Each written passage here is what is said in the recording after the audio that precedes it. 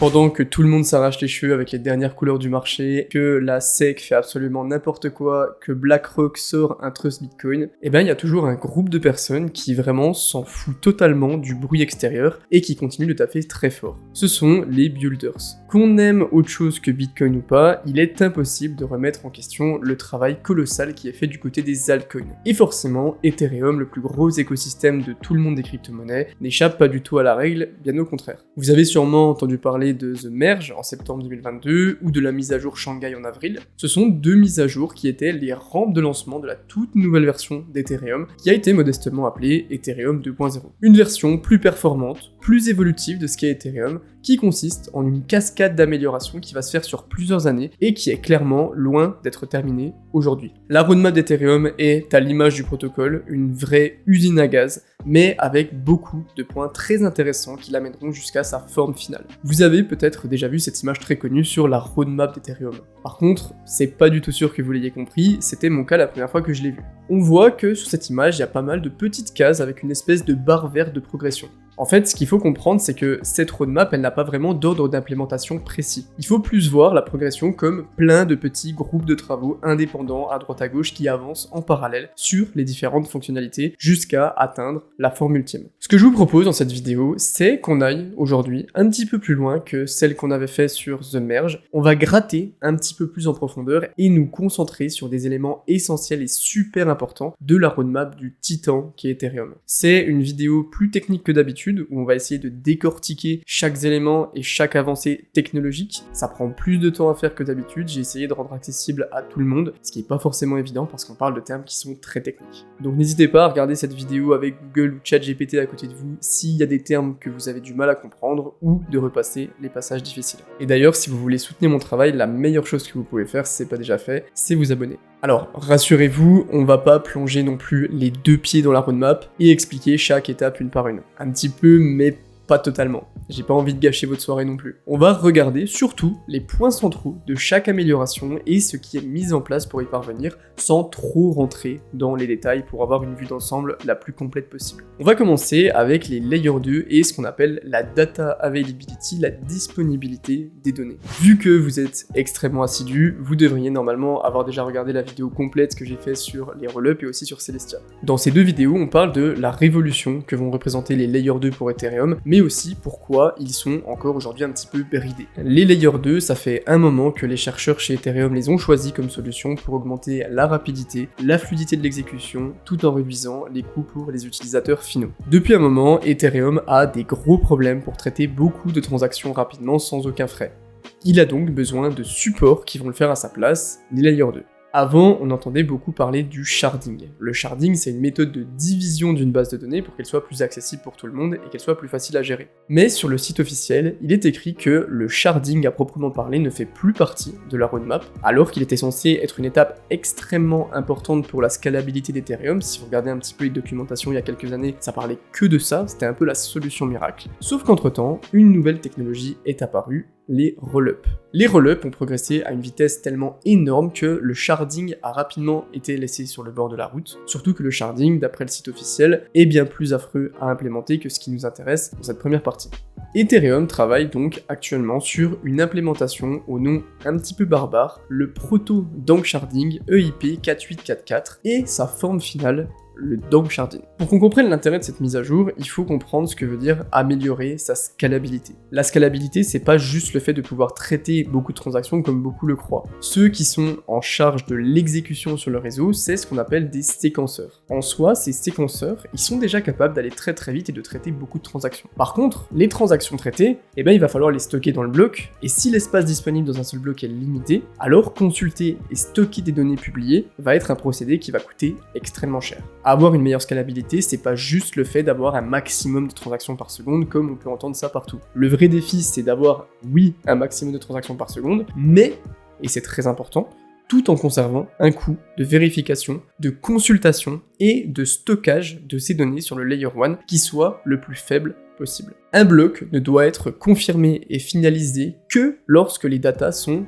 effectivement disponible. Sinon, ça peut représenter un énorme problème pour la sécurité du réseau. Le problème, c'est que c'est toujours délicat de savoir si pour créer un bloc, on a eu accès à toutes les données disponibles ou si on en a oublié certaines, et que du coup, peut-être que notre bloc n'est pas exact. Donc, si on se rend compte qu'on a une transaction qui est frauduleuse, mais qu'on n'a pas accès aux données, est-ce qu'on la valide quand même? C'est le gros problème de la disponibilité des données. C'est un processus qui est très abstrait, je sais, retenez juste, si vous avez un petit peu du mal à comprendre ça, que on ne peut pas toujours avoir toutes les données pour créer des blocs. Du coup, puisqu'on a vu qu'Ethereum voulait utiliser des rollups pour améliorer sa scalabilité, il va falloir qu'on trouve une solution pour que la passerelle entre les données du réseau Ethereum et du rollup soit facile d'accès, et que tout le monde puisse récupérer et avoir accès aux données le plus simplement possible, pour que les flux de données soient les plus efficaces possibles. Ethereum doit donc devenir plus amical avec les rollups, plus rollup friendly, parce que les rollups dans la roadmap deviennent un petit peu la pièce centrale du programme de scalabilité. Ok, donc on a dit qu'Ethereum implémentait les rollups, mais que pour pouvoir implémenter ces rollups, il faut qu'on ait accès à toutes les données et que la transition entre Ethereum et les rollups soit la plus simple possible. On va donc mettre en place un protocole. Ce protocole d'intégration, c'est ce qu'on appelle le danksharding, avec sa version qui permet de l'intégrer, le proto-danksharding. Le proto-danksharding, c'est quoi? Vous le savez, pour l'aider dans l'exécution des transactions, Ethereum utilise ce qu'on appelle des Layer 2. On l'a dit. Que ça soit ZK-Sync, Arbitrum, Optimism, ils vont traiter les transactions de leur côté et envoyer les résultats au réseau principal. Sauf que envoyer régulièrement des informations à Ethereum, ça consomme beaucoup de ressources et surtout ça prend de la place. En fait, quand un Layer 2 doit envoyer un changement d'état à Ethereum, c'est-à-dire tout le temps, les nœuds d'Ethereum sont obligés d'enregistrer toutes les données et de les stocker à vie. C'est un peu comme si le mec de la poste qui vous livre votre colis, pour être en capacité de vous livrer votre colis, il devait avoir un registre de tout ce que la poste a envoyé et a livré depuis le début de la création dans son camion. C'est littéralement horrible. Et ce fait de devoir tout stocker, c'est ce qu'on appelle le call data. L'utilisation du call data, c'est l'une des raisons principales qui cause l'augmentation inévitable de la taille de l'état du réseau. Plus il y a de données à stocker, plus ça pèse lourd et plus c'est délicat à traiter pour tous les membres. Et pour minimiser le stockage aberrant des données, on va introduire ce qu'on appelle des blobs. Les blobs, ils vont permettre aux séquenceurs, c'est-à-dire les nœuds qui sont en charge de créer les paquets de transactions sur les rollups, de mettre cette quantité astronomique de données dans une sorte de poche qui va être attachée au bloc et que les nœuds ne conserveront pas indéfiniment. Les nœuds vont se servir des données pour s'engager sur leur validité le temps que toutes les transactions soient finalisées, sauf qu'une fois que la finalité est complète, ces données ne servent plus à rien puisque les transactions ont été validées et inscrites sur le réseau. Donc ça ne sert à rien de les stocker indéfiniment et on pourrait très bien juste les garder 2 mois et les effacer ensuite. C'est pour ça que cette mise à jour de proto-danksharding, c'est la solution à ça, avec l'introduction et la mise en fonctionnement de ce qu'on appelle des blobs de données. Les blobs de données, ça va être des sorte de grands sacs d'informations qu'on va coller au bloc, puis qui se supprimeront par eux-mêmes au bout d'un moment, ce qui permettra de ne pas avoir des datas inutiles qu'on traîne un petit peu partout et qui font exploser le poids de la blockchain. Toutes les données qui sont nécessaires pour valider le bloc mais qui après ne servent plus à rien, on va les mettre dans ce sac-là, qu'on va coller au bloc, donc on pourra valider ce bloc. Par contre, une fois que le bloc sera validé et qu'on n'en a plus besoin, le sac s'auto-détruit et les données n'ont plus besoin d'être conservées par les nœuds. Ok, j'espère que c'était clair, ça c'était le proto-danksharding. Après cette étape de proto-danksharding, on pourra du coup implémenter ce qu'on appelle le Proposer-Builder Separation, qui est le fait de séparer la création des blocs, c'est-à-dire la sélection des transactions dans la grande corbeille qu'on appelle la mempool, et la proposition de nouveaux blocs au réseau. Ce ne sera plus la même personne qui doit piocher les transactions dans la corbeille, les organiser correctement, puis les proposer. On va pas rentrer plus loin sur cette étape, dites-vous que ça permet surtout de ne pas avoir les mêmes personnes qui font tout et de décentraliser la production. Une fois qu'on aura implémenté le proto-danksharding, donc je vous le rappelle qu'on aura collé un blob à un bloc, on pourra arriver à la dernière étape qui s'appelle le danksharding, qui est le fait d'attacher non pas un, mais 64 blocs de transactions, donc 64 sacs à chaque bloc, que les rollups peuvent blinder à chaque fois qu'ils envoient des données à Ethereum. Imaginez un petit peu toutes les données, toutes les transactions qui pourront être attachées à un seul bloc et qui ensuite pourront s'autodétruire. Toute cette étape, c'est ce qu'on appelle de surge et selon des calculs conservateurs, ça devrait nous amener à un joli 54 000 transactions par bloc supporté. 54 000 transactions par bloc, pas par seconde. Sachant que sur Ethereum, il y a un bloc toutes les 12 secondes, ça fait 54 000 transactions toutes les 12 secondes, c'est-à-dire 4000 transactions par seconde. Apparemment, la mise à jour Cancun arrivera d'ici la fin de l'année, mais on commence à connaître la bête, on verra si ça sera pas un petit peu décalé. Je vous mets des liens pour ceux qui veulent aller un petit peu plus loin, le sujet est passionnant mais vraiment complexe, la data availability c'est très compliqué. Bon, on prend une petite inspiration, je sais que c'est une vidéo qui est technique, croyez-moi je suis en sueur, il y a 35 degrés dans mon bureau, je me demande ce que je fous de mon après-midi à parler de proto dans le jardin alors que je pourrais aller faire du surf.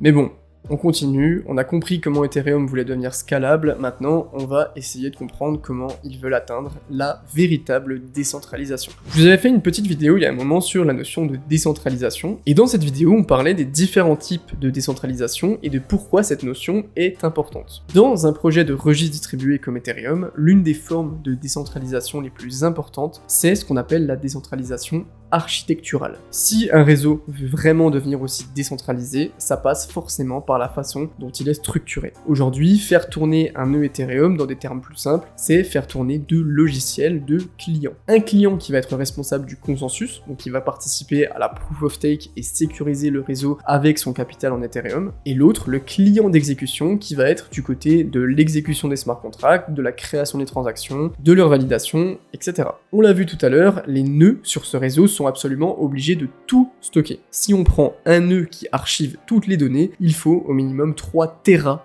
pour être tranquille sur le réseau actuellement. Donc pareil, on en a parlé, il y a tout un tas de données inutiles qui serviront jamais et qui ne font aucun sens à conserver. On pourrait aussi parler des besoins de bande passante ou de la maintenance des nœuds, enfin bref, l'important c'est de comprendre l'idée que actuellement, pour faire tourner un nœud Ethereum, et bah bon courage. Et du coup, on voit beaucoup d'utilisateurs utiliser des solutions comme MetaMask par exemple. Tout ce qui passe par MetaMask est redirigé vers des nœuds de Infura, qui est le principal service d'infrastructure blockchain Ethereum, avec un autre fournisseur qui s'appelle Alchemy. Aujourd'hui, la majorité du réseau repose donc sur l'architecture de ces deux acteurs, Infura et Alchemy. Donc forcément, deux entrées uniquement, ça crée un énorme point de centralisation, vous vous en doutez. L'une des solutions dans la roadmap d'Ethereum pour pallier à ça, c'est de mettre en avant ce qu'on appelle les nœuds légers ou light nodes. Un nœud léger, c'est un participant au réseau de la blockchain qui doit télécharger uniquement une partie des données de la blockchain pour participer au réseau, contrairement au nœud complet, full node qui lui devra tout télécharger, tout vérifier à chaque fois. Ça permet à des appareils plus petits de pouvoir valider et de vérifier les transactions puisqu'il n'y a pas besoin d'avoir une grosse puissance de calcul. Ethereum veut donc mettre en avant les nœuds légers sur le réseau et ça va passer par plusieurs étapes. La première étape, c'est ce qu'on appelle la state expiry. À cette étape, les données qui ne sont plus utilisées vont devenir inactives et peuvent être ignorées par les nœuds jusqu'à ce qu'on les redemande. La récupération se fera grâce à un système de preuves. Ensuite, il y a ce qu'on appelle la weak statelessness.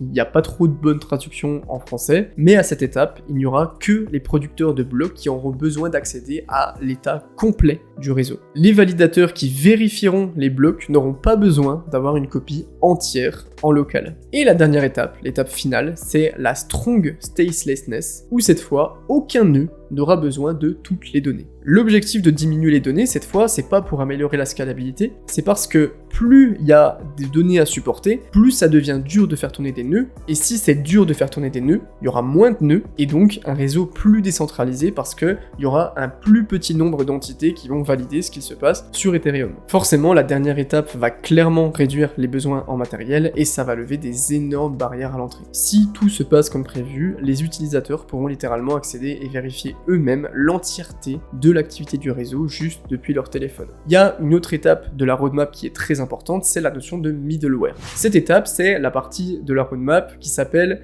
The Verge. C'est pas moi qui ai fait les noms, d'accord ? Dans cette incroyable conférence, Sriram Kanam, un professeur de l'université de Washington, présente le réseau Ethereum sous un angle un petit peu particulier, puisqu'il dit que finalement, les créateurs d'Ethereum ont voulu décupler la confiance et l'innovation. Pour lui, Ethereum, c'est rien d'autre qu'un fournisseur de confiance que les DApps viendraient consommer. C'est une approche qui est assez différente, mais en soi qui est plutôt logique, parce que si on regarde par exemple Uniswap, Aave, tout ce que vous voulez de décentralisé, la gestion des transactions, l'exécution, la validation, etc., c'est géré gérés par le réseau Ethereum. Une DApp, c'est tout simplement une couche de service qu'on va greffer par-dessus ce gros système. Et en fait, c'est pas exactement géré par le réseau, mais plutôt par le réseau de validateurs, dont la tâche est de veiller au grain à ce que tout se passe dans les règles du protocole de consensus que tout le monde doit respecter. Et ils sont récompensés ou punis pour faire leur taf comme il faut. Mais en fait, imaginez si chaque application sur Ethereum avait besoin de recréer son propre réseau de confiance décentralisé, en gros son propre réseau de validateurs honnêtes. La sécurité et la confiance seraient hyper fragmentées parce que ça serait hyper chaud d'aller chercher plein de validateurs et tout serait beaucoup plus fragile. C'est pour ça qu'en soi, on peut voir Ethereum comme un distributeur de confiance. Un peu comme les distributeurs automatiques. Tu payes et au lieu d'avoir un coca, hop, de la confiance. Plein de confiance. Ok, c'est très bien, sauf que Ethereum, c'est un réseau qui ne peut fournir de la confiance que sur certaines choses, comme la gestion des transactions, leur vérification, leur exécution, leur finalité, etc. Mais c'est tout. Dès que ce qui est demandé aux validateurs sort de ces services, le réseau ne peut plus fournir de confiance. Et c'est pour ça que pour certaines tâches, on peut pas utiliser le réseau Ethereum tout seul et on va avoir besoin de ce qu'on appelle des middleware, c'est-à-dire des logiciels qui permettent à deux autres protocoles de communiquer entre eux alors qu'ils n'avaient pas été pensés pour ça à la base. C'est des sortes d'intermédiaires. Si on prend un exemple simple, une plateforme de prêt et d'emprunt comme Aave. Pour surveiller à ce que les taux de collatéral des emprunteurs restent au-dessus du seuil fixé dans le contrat de prêt, comment est-ce que le protocole va faire? Eh bien, il va falloir récupérer les prix. Sauf que Aave, c'est un protocole qui est créé sur Ethereum. Du coup, pour récupérer les prix, est-ce que je vais demander aux validateurs d'Ethereum? Bah non, parce qu'en fait, ils vont me dire, mais désolé, mais je suis ni payé, ni puni pour faire ça, c'est pas mon taf, va demander à quelqu'un d'autre, démerde-toi. Et là, Chainlink arrive, un oracle. En gros, Chainlink a créé un autre réseau d'ordinateurs qui ont pour mission d'aller chercher le prix des actifs avec le plus de précision possible. Ça fonctionne pareil, il y a un système de nœuds qui sont récompensés pour faire ce taf, et qui sont punis s'ils font n'importe quoi. Du coup, une DApp qui veut faire ça, eh ben elle est obligée de répartir sa confiance sur deux réseaux. Le réseau de nœuds validateurs d'Ethereum pour gérer les transactions, et le réseau de nœuds Chainlink pour récupérer le prix. La machine Ethereum ne peut pas, tout simplement, faire autre chose que gérer les transactions, ça veut dire qu'on est obligé de fragmenter le réseau de nœuds, et donc la confiance, et donc quelque part, la sécurité. Un réseau plus petit est forcément un réseau plus vulnérable. Mais ce bon vieux Sriram est arrivé avec une idée de génie, Agent Layer. Agent Layer, c'est un protocole qui va tout simplement permettre aux validateurs d'Ethereum de simplement choisir ou non de s'imposer plus de règles de slashing, c'est-à-dire plus de responsabilités sur le réseau. Par exemple, je suis un validateur et je veux plus de responsabilités, je pourrais décider de faire ce que je fais d'habitude, c'est-à-dire gérer l'exécution des smart contracts, la validation des transactions, des changements d'état, etc., comme d'hab, mais aussi de me rajouter des heures sup, et par exemple, d'être un oracle pour telle DApp, d'aller chercher telle information off-chain, etc. Et c'est le même fonctionnement. Si je ne respecte pas mes nouvelles missions, je me ferai confisquer le capital que j'ai mis en gouverne parce que c'était censé être mon job de faire ça bien. Personne ne m'a forcé, par contre, si je fais mon job correctement, je touche des rendements additionnels, sinon punition. L'incroyable idée derrière tout ça, c'est que du coup, on peut réutiliser, recycler le capital déjà existant sur Ethereum pour élargir l'offre de services que les nœuds peuvent fournir. Et ça rend du coup le capital bien plus efficient, puisqu'il peut sécuriser plus de cas d'usage tout en maintenant le même niveau de sécurité. Clairement, Agent Layer, c'est une révolution pour le protocole, et le 14 juin dernier, le stage 1 du protocole a été lancé sur le mainnet. Donc, c'est à suivre. Il y a une autre notion hyper importante dans la roadmap d'Ethereum, c'est la notion de single slot finality. Aujourd'hui, le temps sur le réseau Ethereum est représenté de manière un petit peu bizarre. On ne parle pas de secondes, mais de slots ou de créneaux. En fait, à chaque tour de consensus, quand il faut ajouter un bloc sur la blockchain, il va devoir être glissé dans un emplacement qu'on appelle un slot. La validation d'un bloc, comment ça marche? Il y a un bloc qui va être proposé au validateur qui est chargé de le vérifier, et le validateur a devant lui une sorte de tiroir qui va s'ouvrir pendant seulement 12 secondes. Si pendant ces 12 secondes, il est déconnecté, il a un problème de réseau, il n'arrive pas à ajouter son bloc, et ben tant pis, le tiroir reste vide et se referme. Puis le prochain tiroir s'ouvre et ainsi de suite, et c'est comme ça qu'on valide les blocs sur le réseau. La gestion de la finalité sur le réseau se fait par paquet de 32 slots que l'on appelle des Z-pouches. Les Z-pouches, c'est simplement des armoires de 32 tiroirs. Du coup, maintenant, imaginez qu'on a un bloc qui est inscrit dans le premier tiroir, le premier slot de la grande armoire de 32 tiroirs. Ce bloc, il ne va être finalisé que lorsque le premier bloc, 2 armoires plus tard, 2 Z-pouches plus tard, sera validé. Ça veut dire qu'il faudra 65 blocs, c'est-à-dire 2 x 32, 2 armoires plus un bloc, pour que le bloc qu'on a mis au tout début soit finalisé. Sachant qu'un bloc est finalisé toutes les 12 secondes, ça fait qu'il faut plus de 13 minutes pour finaliser un bloc sur Ethereum actuellement. Du coup, vous comprenez peut-être la notion de finalité en un seul slot.